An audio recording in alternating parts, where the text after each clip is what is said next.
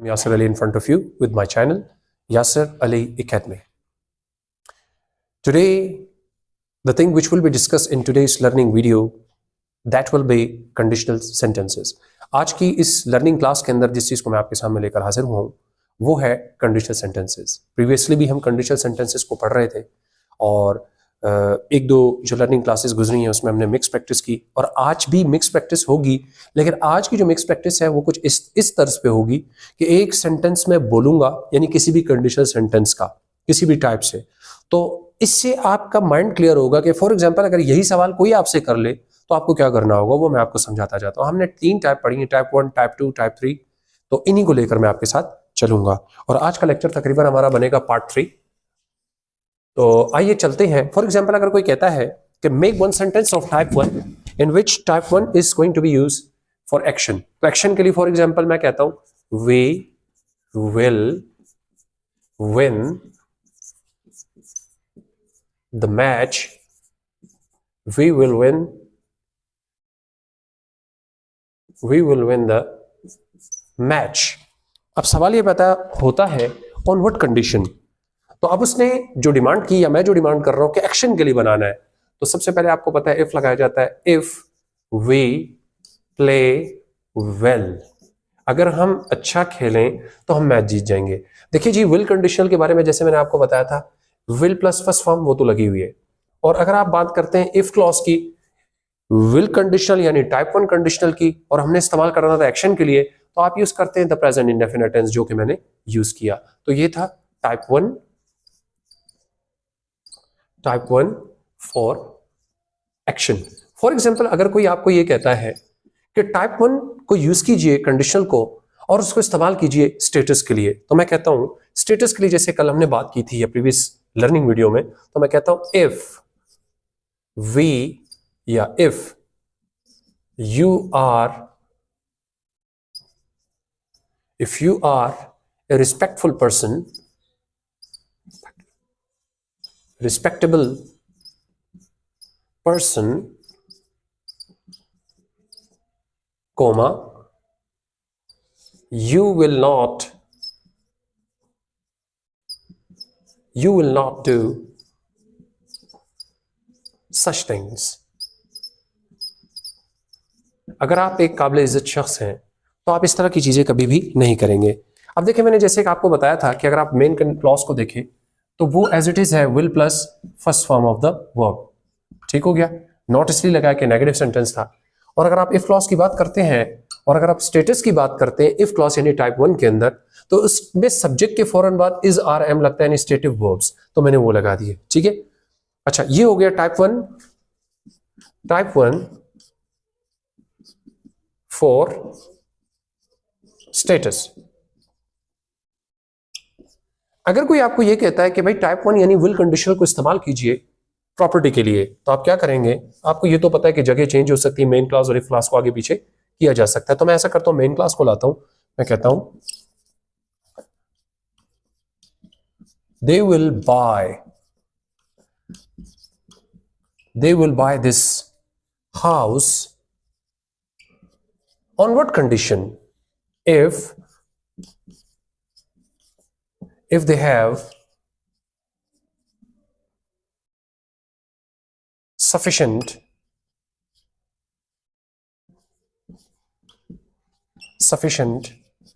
amount।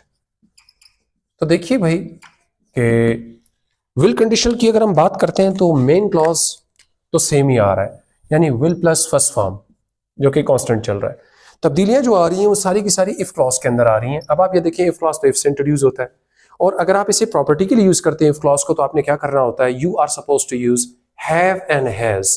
तो अब इसका तर्जुमा क्या बनता है, they will buy this house, वो इस घर को खरीद लेंगे अगर उनके पास काफी पैसा हो, सफिशिएंट काफी पैसा। तो ये है टाइप 1 फॉर प्रॉपर्टी। ठीक है जी। और अब कोई अगर आपको ये कहता है कि भाई आप यूं कीजिए कि आप टाइप 2 कंडीशनल का कोई जुमला बनाकर दिखाएं और उसे एक्शन के लिए यूज करें, तो हम यहां पे लिख देते हैं टाइप 2। अब देखिए, पहले एक्शन के लिए बनाते हैं। मैं कहता हूं if he played well, if he played well, अगर वो अच्छा खेलता। और आपको पता है कि हम टाइप 2 कंडीशनल को इस्तेमाल करते हैं अनरियल केसेस के लिए, and we talk against the present facts, और जो हाल के अंदर हकीकत है हम उसके बरक्स सोच रहे होते हैं। तो मैं कहता हूं if he played well, he would win the match, he would win the match। अब आप गौर कीजिए कि मैं टाइप 2 कंडीशन को इस्तेमाल कर रहा हूं, ये है इफ क्लॉज। तो मैंने ये बताया था कि इफ तो इफ से इंट्रोड्यूस होता है, ये आपका हाइपोथेसिस वर्ब है, आपने यूज करना होता है इफ में टाइप 2 कंडीशनल के अंदर, यानी वुड कंडीशनल के अंदर सेकंड फॉर्म, और आपका जो मेन क्लॉज होता है उसके अंदर हम इस्तेमाल करते हैं would plus first form of the verb. और इस वक्त हमने इस्तेमाल किया टाइप 2 कंडीशनल को फॉर एक्शन। आइए, अगर कोई आपसे ये तकाजा करे कि if somebody asking you that make one sentence of type 2 conditional यानी would conditional for status, तो स्टेटस के लिए आपको याद होगा मैंने बताया था कि सब्जंक्टिव केस में पहले ही सिखा चुका हूं। तो सबसे पहले मैं ऐसा करता हूं कि मैं मेन क्लास को पहले ले आता हूं, मैं कहता हूं they would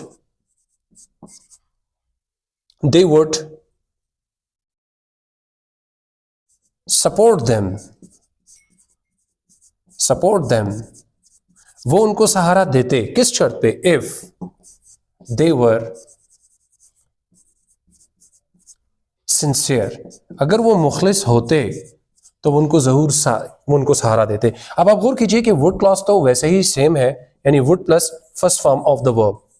और आप अगर आते हैं इफ क्लॉज की तरफ जो कि टाइप 2 का है, तो मैंने ये बताया था यहां पर आप जो हाइपोथेसिस वर्ब स्टेटस के लिए यूज करेंगे वो है वर, यानी हर नाम के साथ हमें वर लगाना पड़ेगा। तो ये हुआ टाइप 2 का स्टेटस या सेंटेंसेस फॉर स्टेटस। और अब हम आखिरी, अगर कोई आपसे पूछ ले कि यूज टाइप 2 और वुड कंडीशनल फॉर प्रॉपर्टी, तो आपने क्या करना होगा, गौर कीजिए, if he had knowledge, अगर उसके पास इल्म होता तो क्या होता, he would answer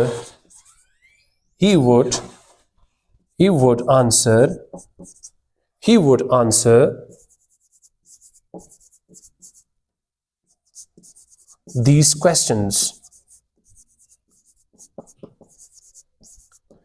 अब आप गौर कीजिए कि ये जितने भी टाइप 2 के हमने सेंटेंसेस बनाए हैं, अगर आप टाइप 2 में प्रॉपर्टी की बात करते हैं तो उसमें हाइपोथेसिस वर्ब हैड इस्तेमाल होता है, सिंगल हैड, और आपके जो मेन क्लास के अंदर है वुड प्लस फर्स्ट फॉर्म वो कांस्टेंट ही है, चाहे एक्टिवाइज फॉर्म हो या पैसिवाइज फॉर्म में, और ये आपने इस्तेमाल किया टाइप 2 को फॉर प्रॉपर्टी। आइए जरा मैं आपको थोड़ा सा एक्सप्लेन कर देते हैं, एक रिव्यू करते हैं इस लेक्चर को। देखिए, हम पढ़ रहे थे मिक्स प्रैक्टिस और टाइप 1।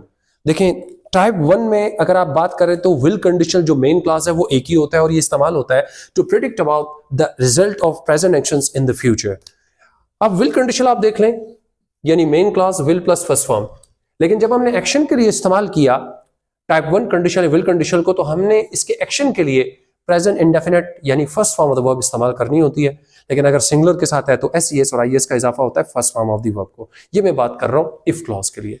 फिर मैंने बात किया विल कंडीशनल यानी टाइप 1 की जब बात करते हैं फॉर स्टेटस, तो इफ क्लॉज के अंदर जो इफ से इंट्रोड्यूस हो रहा है, आपके सब्जेक्ट के फौरन बाद इज आर एम का इस्तेमाल करना जरूरी है। और आपका विल कंडीशनल तो वैसे ही है will plus first form of the verb, जो आप देख रहे हैं वो वैसे ही कांस्टेंट रहता है।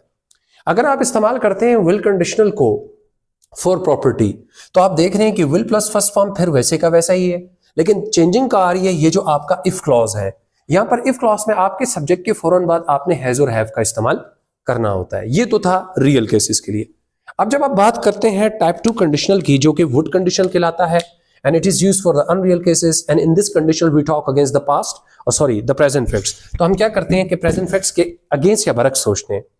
मैंने ये कहा कि फॉर एग्जांपल अगर पेपर में आ जाता है या कोई आपसे पूछता है make one sentence of type 2 या वुड कंडीशनल फॉर एक्शन, तो याद रहे इसके इफ क्लॉज के अंदर जो इफ से इंट्रोड्यूस होता है, सब्जेक्ट के फौरन बाद आपने पास्ट इंडेफिनिट टेंस यानी second form of the verb use करना है। इसको कहते हैं हाइपोथेसिस वर्ब।